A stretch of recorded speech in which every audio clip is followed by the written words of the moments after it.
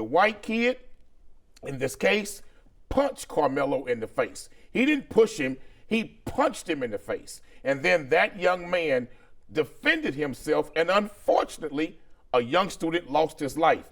But Charles, in the state of Texas, you have a right to stand your ground, and if you are the victim of a vicious attack, you can use deadly force if necessary to protect yourself and your life, to stop you from becoming a further victim of an assault or a crime. Why is this young man in jail when he didn't start it?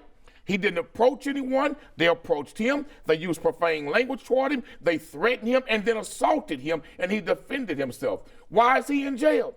He's defended himself from a vicious attack and assault. So this young man, in my opinion, should not be in jail. Teach your children. Keep your hands to yourself. That's what needs to be taught here. And to tell this young brother to give up your seat, give me your seat, this ain't no damn Rosa Parks era. You just can't go to a young black man and say, give up your seat. He had a right to sit there. And so that brother had his back of the bus moment and refused to give up his seat, and it cost that young white kid his life. Stand it. Now, he got to stand your ground, Lord Charles, and he stood his ground. Okay, you're lying. He stood his ground, And I don't Charles. know for sure, although I know you're a very intelligent man, so I think you're knowingly lying as opposed to just... No, you but just my don't like problem, I'm putting the 12 my truth real in your problem face. with this, it's not that you're wrong about Texas law. My real problem with this is that this incident has made it glaringly clear that you are willing to take whatever position you have to take, irrespective of the truth, based purely on skin color. And that's repugnant. In Texas, right, so let me educate you about self-defense.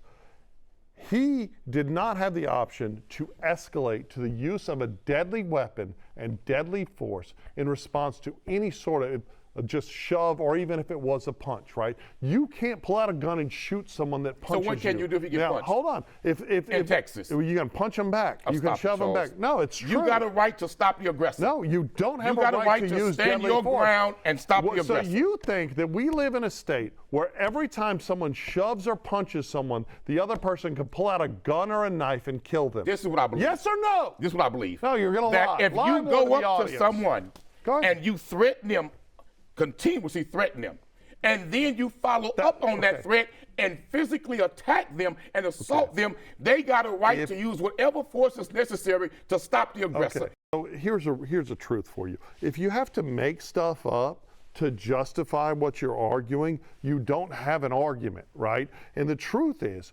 the scenario, the Texas and America that you're arguing for, and you're only arguing for it because the murderer is black, right? If the murderer was white and the victim was black, you'd be leading marches in the street. No, I would people would be not. burning stuff down.